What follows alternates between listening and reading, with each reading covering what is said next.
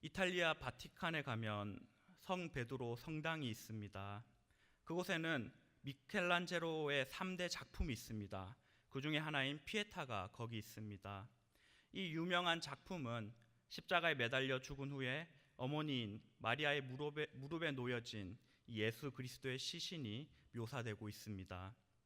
그런데 이 작품을 정면에서 보게 되면 마리아가 참 크게 보입니다.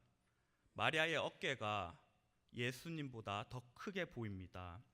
또한 무릎 위에 누워 계신 예수님이 참 작아 보이기도 합니다. 이것이 그곳에 가면 우리가 보게 되는 인간이 보게 되는 모습입니다. 누가 봐도 마리아가 주인공처럼 보여집니다.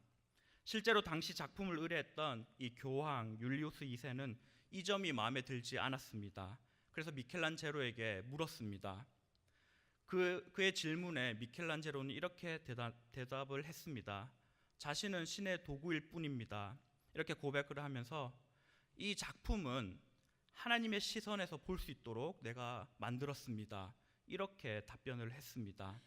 실제로 이 작품을 이 정면에서 바라보는 것보다 이 하늘에서 위에서 바라보게 되면 그 시선을 하나님의 시선에서 내려다 볼 수 있게 됩니다. 어떻습니까? 아까랑 완전히 다른 것을 볼 수가 있습니다. 위에서 바라보게 되면, 즉 하나님의 시선으로 이 작품을 보게 되면 예수 그리스도가 주인공으로 보여지게 됩니다. 온전히 십자가에서 내려오신 그 예수님의 힘든 고통, 그 슬픔을 분명하게 보여주고 있는 작품입니다. 우리의 삶도 이와 마찬가지입니다. 내가 생각하고 그리고 내가 바라보는 바로 그 시선이 하나님이 바라보시는 시선과 다를 때가 너무나 많이 있습니다.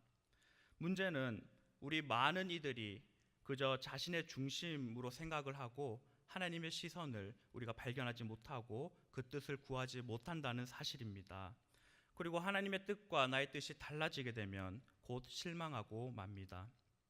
여러분이 삶 가운데 기대하고 여러분이 소망하는 그 하나님의 모습은 어떠한 모습입니까? 어떠한 하나님을 소망하며 어떠한 하나님을 기대하며 살아가고 있습니까?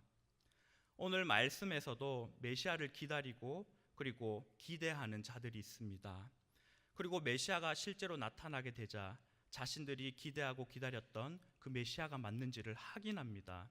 3절 말씀 같이 읽어보겠습니다.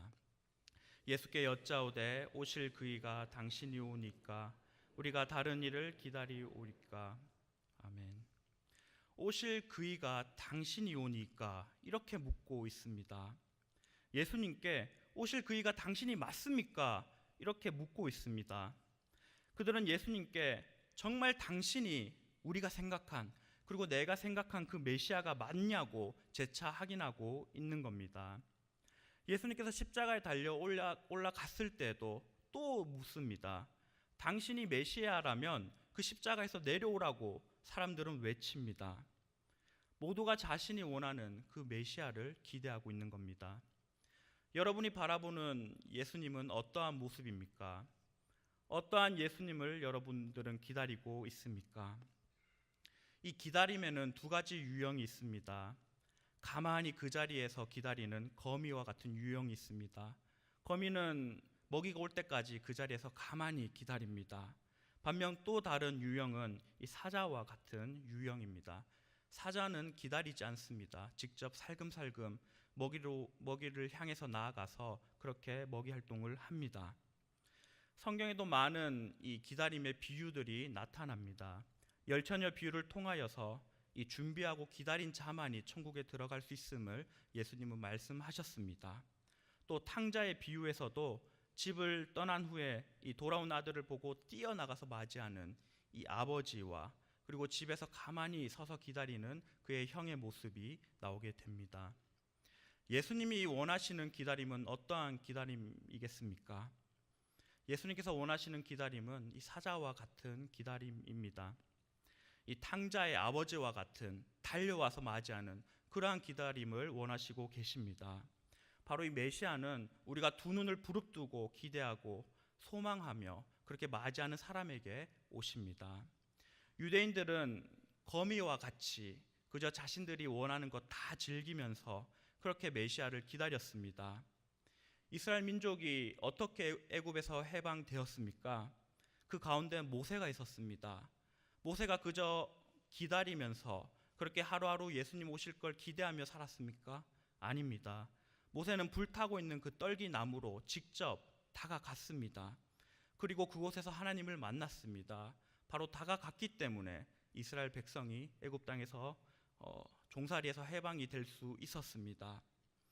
이러한 유대인들과 다르게 이 요한은 광야로 나가서 지금 메시아를 기다리고 있습니다.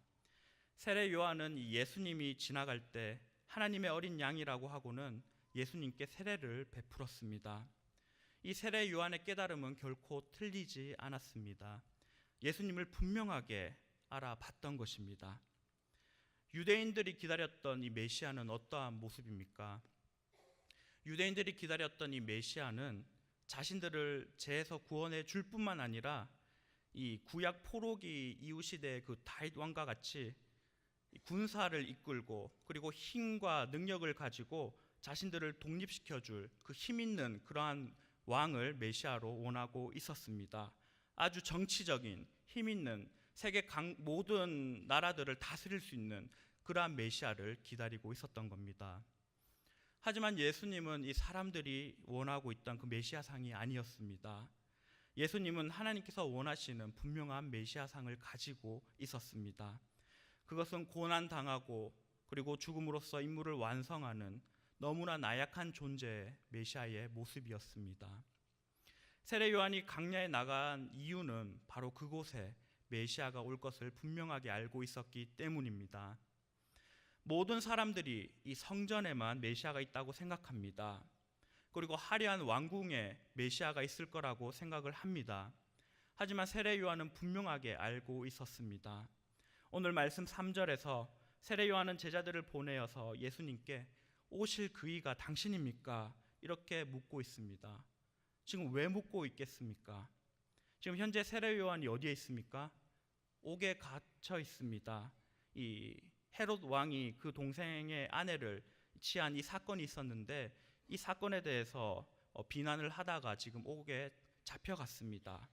그리고 지금 그곳에서 죽을 날만을 기다리고 있었습니다. 이러한 가운데 이 세례 요한의 마음속에 어떠한 마음이 들었겠습니까? 누가 제일 먼저 떠올랐겠습니까? 아마도 이 메시아였을 겁니다. 예수님이라면 지금 나를 구해주지 않을까? 이러한 생각을 해보았을 겁니다.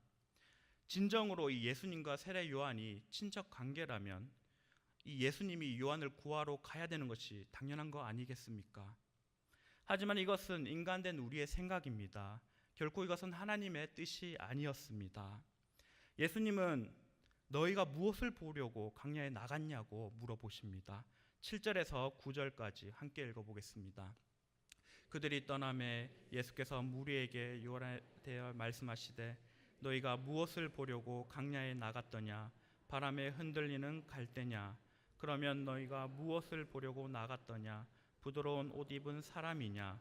부드러운 옷을 입은 사람 왕궁에 있느니라. 그러면 너희가 어찌하여 나갔더냐? 선지자를 보기 위함이었더냐? 옳다. 내가 너희에게 이르노니 선지자보다 더 나은 자니라. 아멘. 예수님께서 너희가 무엇을 보려고 광야에 나갔더냐 묻고 있습니다. 이렇게 말씀하시는 겁니다. 너희는 좋은 것을 원하고 그리고 너희들이 원하는 아주 힘이 센 그러한 왕을 기다렸다면 나에게는 결코 그러한 것이 없다. 분명하게 이렇게 말씀하고 있는 겁니다. 예수님은 바로 낮은 자의 자리로 이곳에 오셨습니다. 분명 세례 요한이 자신의 목숨을 위해서 지금 예수님께 물어보는 것은 아닙니다. 이는 세례 요한이 이후에 예수님을 부인하지 않는 것을 봐도 알 수 있고 또 예수님이 세례 요한을 칭찬하는 것을 봐도 그것을 알 수 있습니다.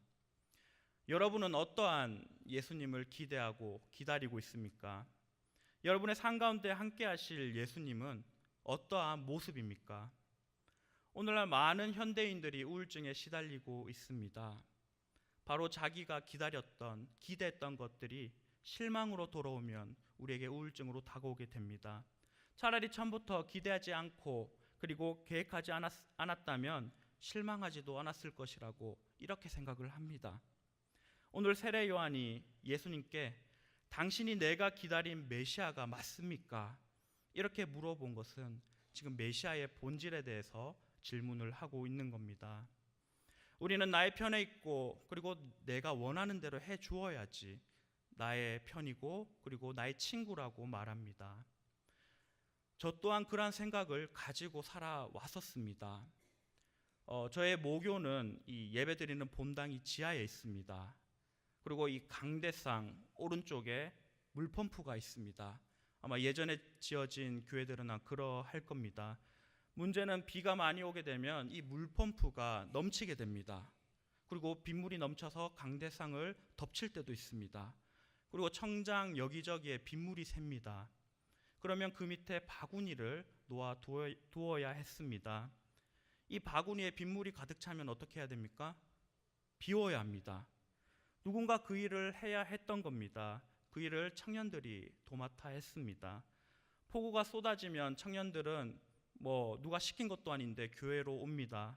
그리고 달려가서 빗물이 떨어지는 그곳에 바구니를 놓고 밤새 이렇게 교회를 지켰습니다. 그 청년들 중에 저도 포함이 되어 있었습니다. 당시 신학교를 막 입학하고 그러한 때였습니다. 그런데 어느 날 밤에 문득 교회를 지키다가 이러한 생각이 들었습니다. 내가 이 정도로 교회를 사랑하는데, 내가 이 정도로 교회에 헌신하는데 하나님께서는 분명히 가만히 안 있을 거야.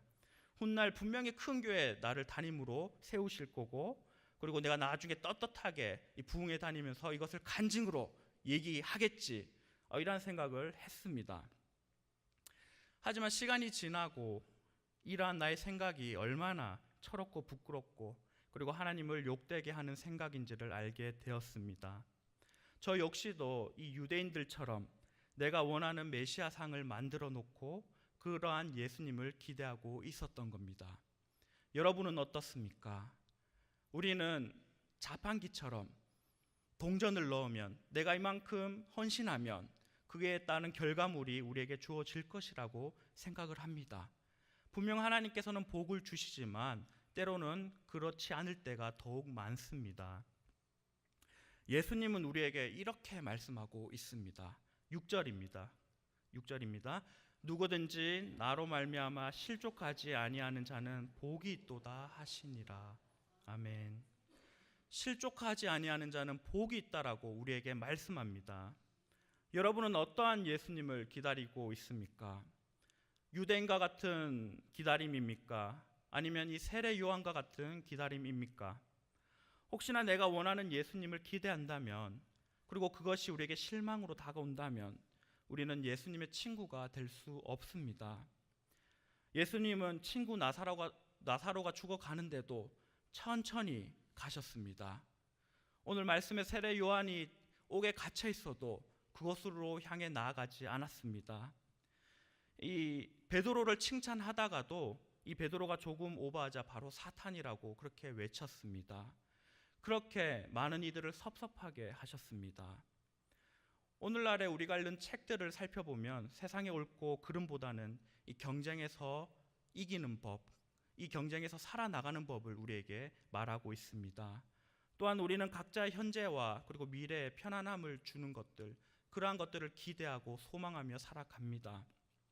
예수님이 그 기대를 채워줄 것이라고 우리는 생각하며 기도합니다.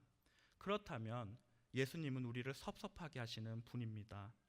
예수님의 진리가 함께하지 않는다면 결코 우리는 예수님의 친구가 될 수 없습니다. 이 예수님의 가르침이, 이 예수님의 십자가 길이 우리에게 섭섭함으로 다가오지 않고 그것이 진리이고 그것이 하나님의 뜻임을 우리가 분명하게 알아야 합니다. 요나는 하나님께로부터 이 니느웨로 가라는 명령을 받게 됩니다. 그곳에서 하나님 말씀을 선포하여 그 죽어져가는 그 사람들을 구원하라라는 이러한 하나님의 명령을 듣게 됩니다. 요나에게 있어서 이 니느웨는 쳐다보기도 싫은 나라였습니다. 북이스라엘을 멸망시킨 이 나라가 아수르입니다. 이 아수르의 수도가 바로 니느웨입니다. 따라서 이 니느웨라는 나라는 자신의 동족, 자신의 가족, 자신의 형제를 죽인 바로 그러한 나라였습니다. 그런데 하나님께서는 지금 그 니느웨로 가서 구원의 메시지를 전하라고 이렇게 말씀하는 겁니다. 그러니 요나는 얼마나 싫었겠습니까? 하나님이 너무나 섭섭하게 생각되었을 겁니다. 그 일이 얼마나 싫었던지 도망을 갔습니다. 그러나 하나님은 여전히 그 일을 행하기를 원하셨습니다. 요나 자신에게는 그 일이 너무나 하기 싫었고 그리고 하나님이 너무나 원망되는 그러한 일이었지만 하나님의 관점에서는 그것이 구원의 역사를 이루기 위한 하나님의 뜻이었습니다. 결국 요나는 니느웨로 갔습니다. 그리고 많은 사람들에게 회개하라라고 외쳤습니다. 아마도 요나는 그 말씀을 전하면서도 마음속에 이러한 생각이 있었을 겁니다. 제발 사람들아 회개하지 마라. 제발 회개하지 말고 다 죽어라. 분명히 이러한 마음이 있었을 겁니다. 그러한 기대를 가지고 그렇게 외쳤을 겁니다. 하지만 이 니느웨 백성들은 회개하며 하나님 앞으로 돌아왔습니다. 그리고 하나님의 구원의 역사는 분명하게 일어났습니다. 이 요나 4장을 보면 요나는 이 니느웨 성이 무너지지 않는 것을 보면서 너무 낙심합니다. 그리고 하나님께 섭섭함을 드러냅니다. 요나는 초막집을 하나 짓고 그 밑에서 하나님께 자신의 생명을 거두어 가 달라라고 이렇게 말합니다. 하나님은 그러한 요나에게 박넝쿨을 예비하셔서 그늘을 만들어 주셨습니다. 그런데 벌레가 나타나서 그 넝쿨을 갉아 먹고 말았습니다. 그렇게 되자 햇빛이 이 요나의 얼굴에 비치게 됩니다. 그러자 요나는 또다시 짜증을 내면서 자신이 죽는 게 더 낫다라고 이렇게 고백을 합니다. 이때 하나님은 이렇게 말씀합니다. 요나 4장 10절 11절 말씀입니다. 여호와께서 이르시되 내가 수고도 아니하였고 재배도 아니하였고 하룻밤에 났다가 하룻밤에 말라버린 이 박눅 하물며 이 큰 성읍 니느웨에는 좌우를 분별하지 못하는 자가 12만 명이요 가축도 많이 있나니 내가 어찌 하시니라. 아멘. 이렇게 말씀하십니다. 너는 너가 키우지도 않은 그 박농쿨 하나가 말라 죽어버린 이 일로 너가 그렇게 화를 내는데 지금 니느웨 성에는 좌우를 분별하지 못하는 자가 12만 명이나 있다. 그런데 어떻게 내가 가만히 있겠느냐? 하나님은 분명하게 말씀하고 있습니다. 이 요나 입장에서 이 니느웨 성이 구원받는 일은 너무나 섭섭한 일이었습니다. 그렇게 되지 않기를 바랐습니다. 하지만 하나님 입장에서는 당연히 해야 할 하나님의 구원 사역이었습니다. 바로 하나님 나라가 그곳에 임하게 되었습니다. 사랑하는 성도 여러분, 때로는 하나님이 섭섭하게 느껴질 때가 있습니다. 왜 나에게 이러한 일을 맡기시는지, 왜 나에게 이러한 일이 생기는지 우리는 화가 날 때도 있습니다. 왜 나에게 이러한 시련을 주시는지 우리는 하나님이 너무나 섭섭하게 느껴질 때도 있습니다. 하지만 우리가 섭섭하게 느끼는 바로 그 일이 하나님의 구원의 사역일 수도 있습니다. 이 1866년 토마스 선교사가 27세의 나이로 미국 상선에 몸을 싣게 되었습니다. 그가 조선 땅에 선교를 하기 위해서 얼마나 많은 계획을 했겠습니까? 얼마나 많은 준비를 했겠습니까? 날마다 기도하고 많은 준비를 했을 겁니다. 이 토마스 선교사가 런던 교회에 보낸 보고서를 보면 이러한 글이 실려 있습니다. 제가 읽어드리겠습니다. 저는 상당히 많은 분량의 성경책을 가지고 조선 사람들이 환영을 해주리라는 기대에 부풀어 떠납니다. 천주교의 오류들이 섞이지 않은 순수한 복음을 가지고 이 알려지지 않은 나라에 전하려는 이 노력을 이 사회가 인정해 줄 것을 믿습니다. 이렇게 런던 교회로 보내는 편지에 이러한 글이 적혀 있습니다. 이 토마스 선교사의 마음이 얼마나 기뻤겠습니까? 이 조선이라는 나라를 향하여 말씀을 번역한 이 말씀을 가지고 이 조선 땅으로 향했습니다. 그의 마음속에 어떠한 기대가 있겠습니까? 하나님, 제가 이만큼 준비해서 나아갑니다. 제가 이 말씀 가지고 나아갈 때 이 조선 땅이 하나님의 땅이 되고 많은 자들이 이 말씀을 읽음을 통해서 변화되게 해 주시옵소서. 이러한 기대함이 있었지 않겠습니까? 그리고 자신이 이 조선 땅에 갔을 때 얼마나 많은 사람들이 자신을 환영해 줄지 그러한 소망도 있었을 겁니다. 그런 그가 이 조선 땅에 들어서서 할 수 있었던 단 한 가지 일, 그것은 성경을 한 사람에게 전해주는 일이었습니다. 그저 성경을 던지는 그 일밖에 하지 못했습니다. 당시 조선의 이 군사들은 미국 배가 들어오게 되자 경계하며 바로 그 배를 불살랐습니다. 배에서 겨우 뛰어내린 이 토마스 선교사는 모래사장에서 사람들에게 이 성경을 뿌렸습니다. 그리고 바로 참수형에 의해서 순교하고 말았습니다. 이 토마스 입장에서, 이 토마스의 친구들, 토마스의 가족의 입장에서 이 일은 너무나 섭섭한 일이 아닐 수가 없습니다. 그런데 하나님께서는 이 일을 통하여서 이 한국 땅에 복음이 뿌리 박히도록 하셨습니다. 그가 던진 이 성경책을 받은 사람들이 강서교회 그리고 평양교회를 개척하였습니다. 이 토마스의 목을 자른 이 박충건이라는 사람이 평양교회의 장로가 되었습니다. 그리고 이 일로 한국 땅이 하나님의 나라가 되었습니다.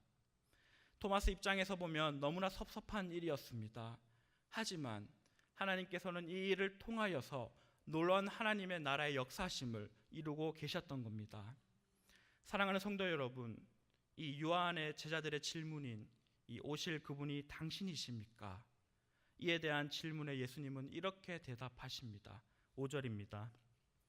맹인이 보며 못 걷는 사람이 걸으며 나병 환자가 깨끗함을 받으며 못 듣는 자가 들으며 죽은 자가 살아나며 가난한 자에게 복음이 전파된다 하라. 아멘. 예수님은 이 요한의 제자들에게 자신이 메시아다 이렇게 담답형으로 말하면 될 건데 그 대신 소경이 보고 안증뱅이가 일어나며 문둥이가 깨끗함을 받고 기머거리가 들으며 죽은 자가 살아나며 가난한 자에게 복음이 전파된다는 이 말씀을 하셨습니다. 이것을 요한에게 전하라고 말씀하셨습니다. 이 말씀은 우리가 잘 알듯이 이사야 5장 5절과 6절 그리고 이사야 61장 1절의 말씀으로서 이 메시아에 관한 예언입니다. 이는 예수께서 자신이 메시아의 예언을 성취하러 왔음을 분명하게 드러내고 있습니다. 더불어 이 메시아가 어떠한 일을 하는 그 사역의 본질이 무엇인지에 대해서도 분명하게 지금 말씀하고 있는 겁니다. 예수님은 낮고 낮은 그러한 자리로 오셨습니다. 왕이 되기 위해 이 땅에 오신 게 아닙니다. 남을 섬기고 그리고 십자가를 지시기 위해 이 땅에 오셨습니다. 그것이 하나님의 참된 진리입니다. 우리는 예수님의 이 본질을 기억할 수 있어야 합니다. 우리는 우리의 편견이나 우리의 지식 때문에 이 예수님을 의심하는 것이 아니라 확신을 가지고 이 하나님을 따를 수 있어야 합니다. 사랑하는 성도 여러분, 여러분은 어떠한 예수님을 기대하고 기다리고 있습니까? 원하옵기는 하나님의 뜻이 나의 뜻과 다를지라도 그것이 나에게 섭섭함으로 다가오는 것이 아니라 하나님의 진리로 받아들이시기 바랍니다. 감사함으로 하나님의 뜻을 따르시기 바랍니다. 여러분이 가정에서 하는 그 작은 섬김, 이 교회에서 힘들지만 봉사하는 그 일들, 주변 이웃에게 전도하고 우리가 세계 선교를 위해 기도하는 그 일이 그렇게 크게 보일지 않을지라도 그 일들을 통하여서 하나님은 지금 또 하나님의 나라가 이 땅 가운데 세워지기를 그러한 일들을 행하시고 계십니다. 바로 그 일들에 나를 사용하고 계십니다. 그 은혜에 감사하시기 바랍니다. 그리고 그 은혜를 진리로 받아들이며 끝까지 하나님만을 의지하고 하나님만을 따르는 우리 복된 성도 여러분들 되시기 바랍니다. 기도하겠습니다.